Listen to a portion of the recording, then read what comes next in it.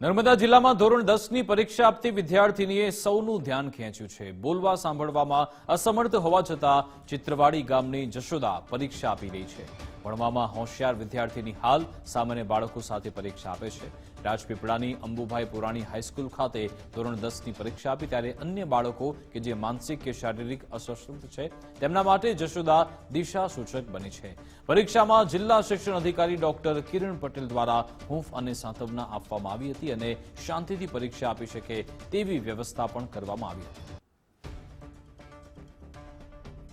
એપીએચ એટલે કે અંબુભાઈ પુરાણી હાઈસ્કૂલની અંદર જ્યારે ધોરણ 10ના વિદ્યાર્થીઓ ફર્સ્ટ પેપર આપવા જઈ રહ્યા હતા ત્યારે શુભેચ્છા આપવા માટે અમે લોકો ત્યાં હાજર હતા।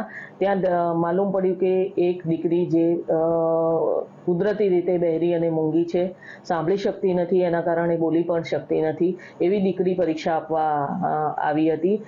દીકરીનો કોન્ફિડન્સ જોઈને ખૂબ જ આનંદ થયો। બીજા વિદ્યાર્થીઓ માટે એ જ કહીશ કે કોઈ પણ પ્રકારની શારીરિક અક્ષમતા એ આપણી નબળાઈ નથી। આ દીકરીને જોઈને આપણે એ જાણવું જોઈએ કે ખરેખર ભગવાને જે કંઈ આપ્યું છે એનો સદુપયોગ કરી અને ખૂબ સારી કારકિર્દી બનાવી શકીએ છીએ। અંબુભાઈ પુરાણી હાઈસ્કૂલ રાજપીપળામાં ધોરણ 10નું સેન્ટર આપેલું છે। તેની અંદર 10 બ્લોક ફાળવેલા છે અને 300 જેટલા વિદ્યાર્થીઓ પરીક્ષા આપે છે।